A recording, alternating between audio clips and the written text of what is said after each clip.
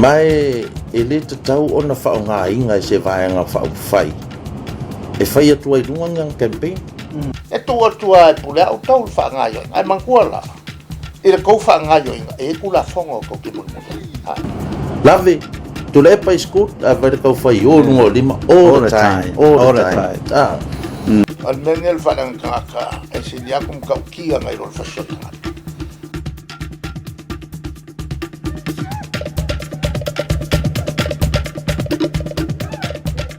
Pau ana le mea lea ua, ia le fo ua whafonsa mo e nisi fo I o ofisa whaasala lau TV mo. Wa pe ua tau fiofi ia mātou nei ini o mātou manatu e whaalia tūlunga. Ia e maa ua lapa tūlanga e mafua ia ua whiwhiwhi fo ia ngai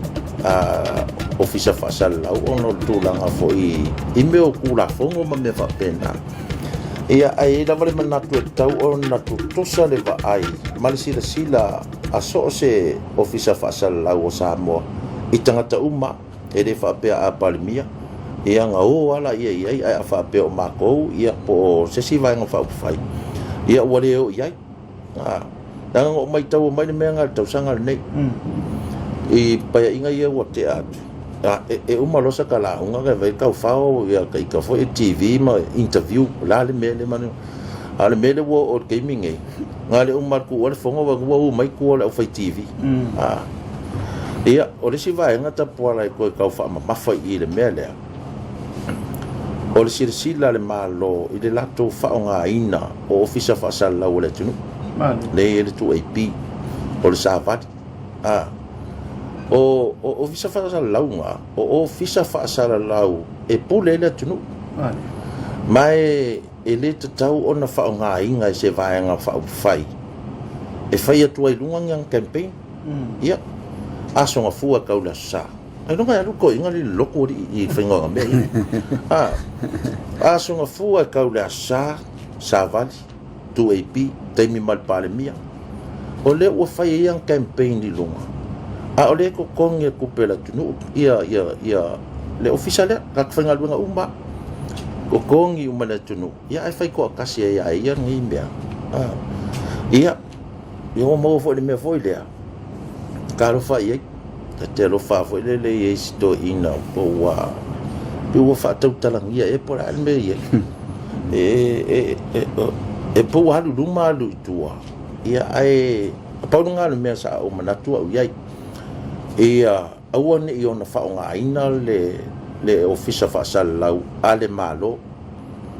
manga ia pe a kongi fo le ofisa whaasala lau le private sector nga whai mai lai a longa whaasala lau mai ma whaonga se mai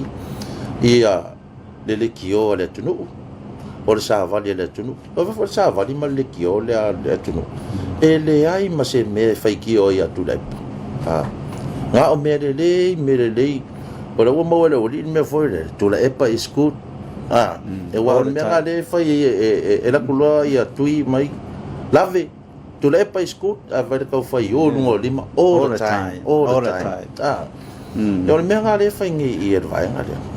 mal fa lo Sa moliel malo I merga.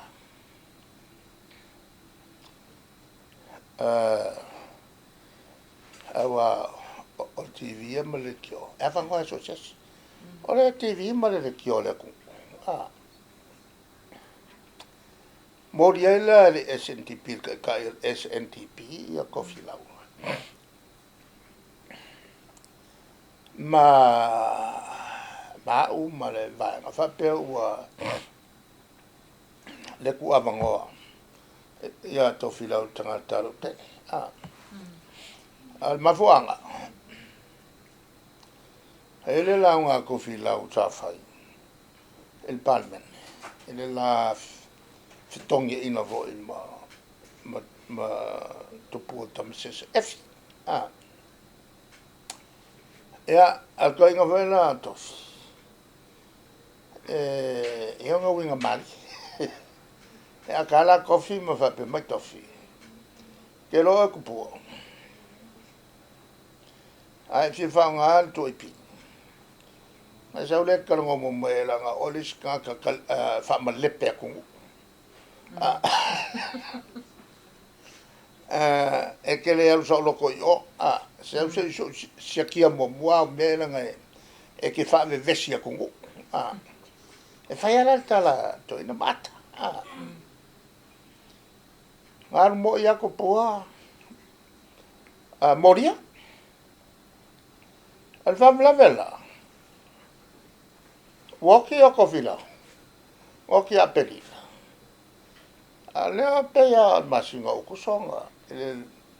1999 a wa faile famusno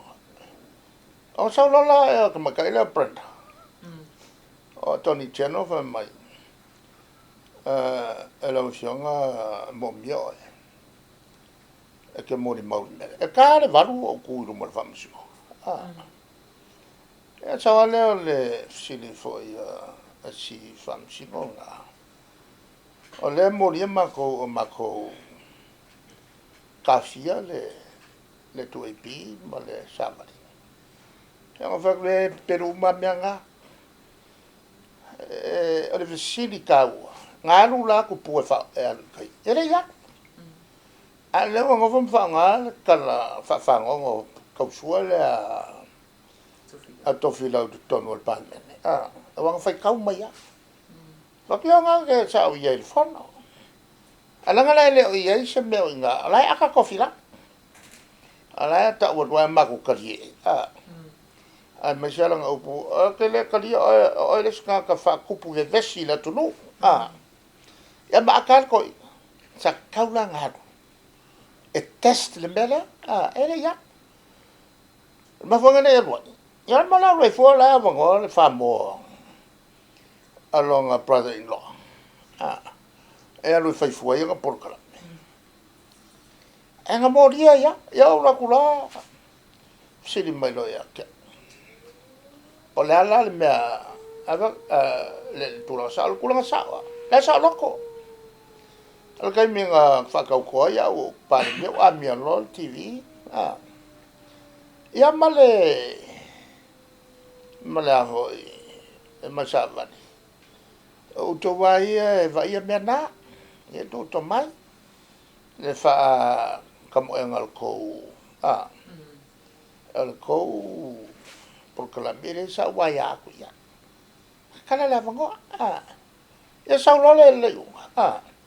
e Maria le o toltonuina ia fasalonga la to fila usale sa no ni to fila tau fila de TV mai le opposition mai le vanga le al termine lo te sana me ai nga o mola famtalanga ai amia lol fa lunga le Savali male ya matu ipi mal TV fasili lo ia le ko kongo fam sino e ka ki ngo presa ma ko filo ai ma mai ai le sananga na atu ok la ia ko ala se e tu e pule au tau fa ngayo ai man ko la ile ko fa ngayo e ku la fongo ko ki mo mo le wangi ko me pelo me lo lua wangi fa le ngases ya ale kaya ko nga ya kasi nga me pelo ai fo kap wa fo la lo kap pelo e lo fa ngi ko ai ale isila TV ele ai masa waya ngal pawale me e silio nga ngofo saungi ya socio TV e solo el malo yang kapengangela pa su el malo ile tulang e pelo me e fai mai ma guavo el menga le qua fa magningo el famsnong o pili ele va sano malpan mia ya ko filo e piazza nana fa ile el fayunga al menel falang kaka e silia kum ka kia ngai rol fasotangat wa mfangenga el waku fangal kaka uma alu falang ngas tangat e avo e o ia fanga we fanga mai wa makua ka ulenga le mela nga le la vea ya e le fuka makule si fai unga il fa le nga le observa o al ko inga foi le o papo ai le umale la voi fa le nga After ita pola toya o er to manu le toi I tu langa le fai mai lunga le tau ya e fai ngana wa fu la ona ya fai na ono le mai o le avano le mate mau ya me se fo ia isi vai nga fa o fai o lo ia ya wa si si la fo ia fa pe o mato o TV3 po TV dasi ya po le letio po le FM o fa sa uma masalo to fu uma ya letio ma TV na matusi ya to fo pe le mo sto tusi ta voila ia langa feitai ale mesili ole mo le avano e mo le avano ia wa pe ole me fia le male ia la to lo faia tu stala ma interview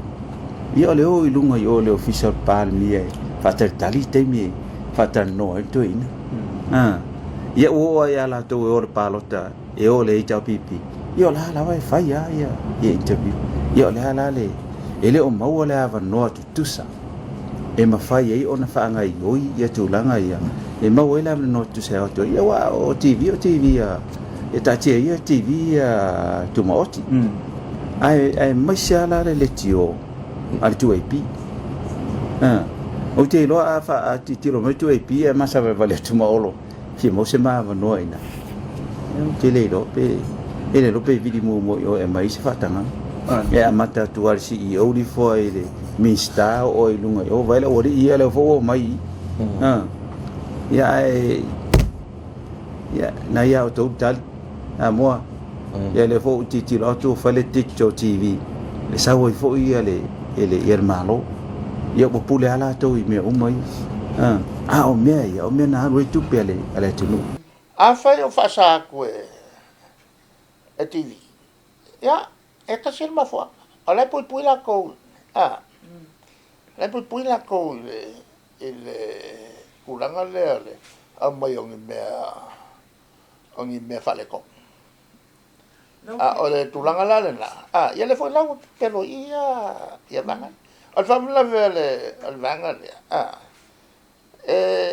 o fa sala la ai le yo mai tala no ia tu to ia mal kulanga fo la nga ala fo la museo mai e awa longa winga ko ke kilo le ia ele sao mal se me fai e ma wai lai e penga kasial TV le porki ya sambo ako ngal e fakasa at pawal nga o TV nga fai ina isa wai por kala me fale lot ale la wam kwa por kiki e le afo el TV nga ale ke makawakum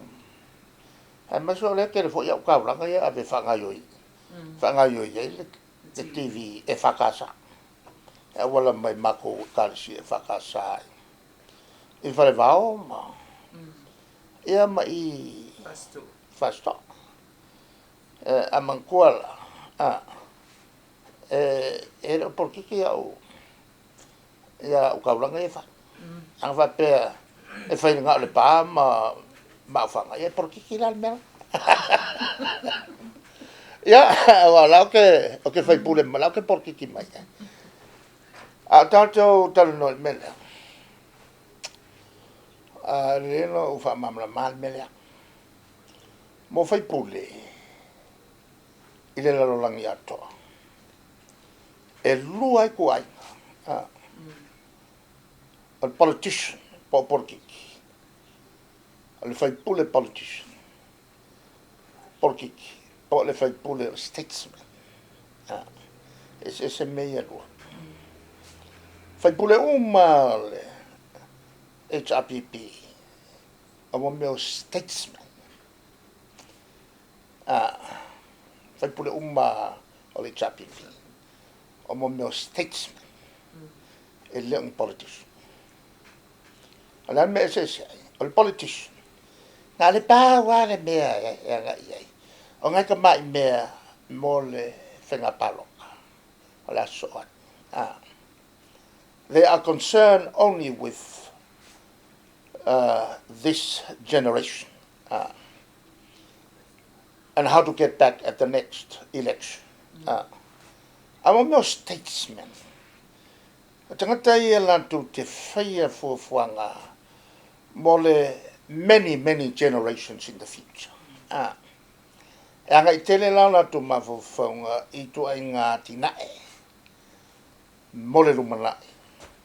Se fulu, lua se fulu, kol se fulu, wha se fulu, se laukau sanga I lumanai. E manuiai ia tama whanau le so male lumanai. Au ila mo mo politician. Ngai pawale mea e vai e. Ngai mea hu I mo kai minge mo le swenga PALOTA. E tia la le politician with the present generation. E tia le statesman with many future generations on top of the present generation. Mai ili tau ona whaunga inga se mai ngā whai. E whai atua I runga ngā campaign. E tua e pula o tau whaangaio. Ai manguala. I le kou whaangaio I e kula whongo ko Love to le pa school a very pau whai o rungo lima all the time. Al menel whanang tāka.